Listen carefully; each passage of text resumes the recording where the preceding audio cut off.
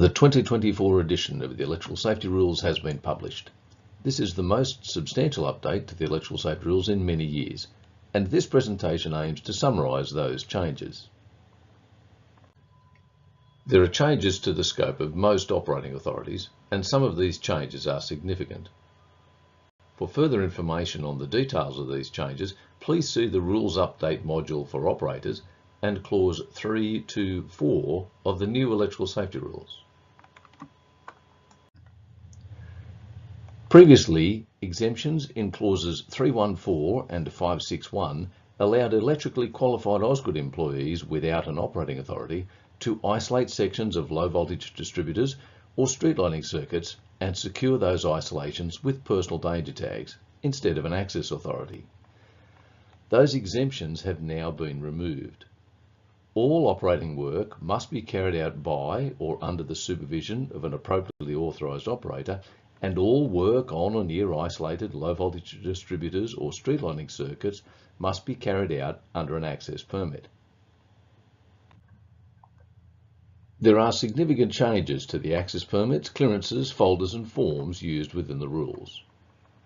Previously, the clearance to work was used for multiple applications.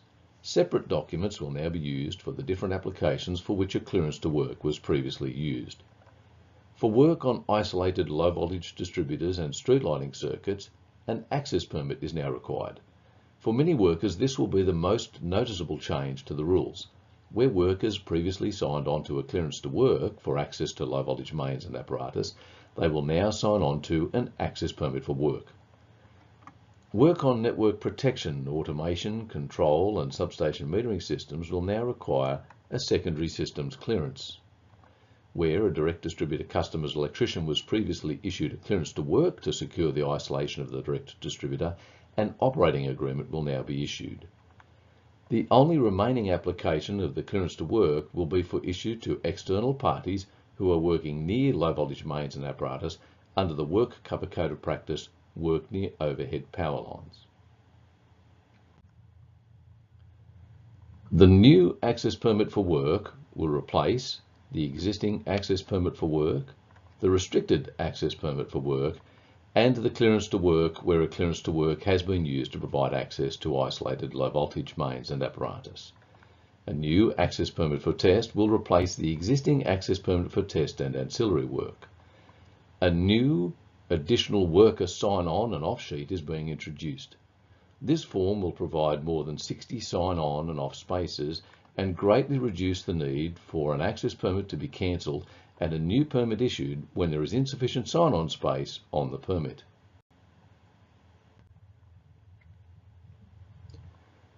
For many years, the electrical safety rules have also contained non-electrical risk controls. However, those non-electrical controls do not comprehensively set out requirements to manage all other work, health and safety risks associated with work on the Ausgrid network. To avoid any inference that the electrical safety rules are intended to be a comprehensive set of electrical network work, health and safety rules, the remaining non-electrical risk controls have now been removed.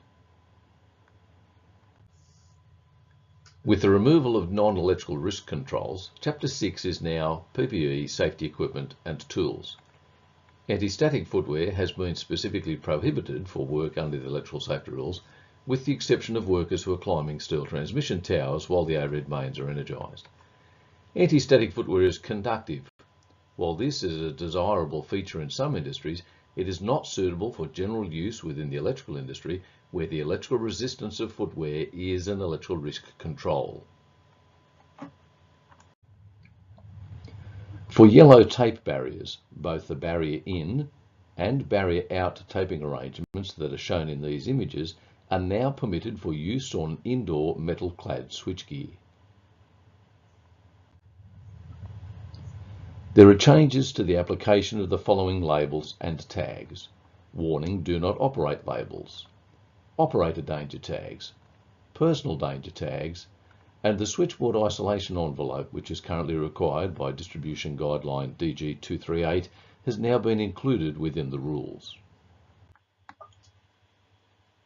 In Section 9.2, the requirements for proving low voltage mains and apparatus are de-energised has been amended to require this to be carried out at, or as close as reasonably practicable to, the location of the proposed work.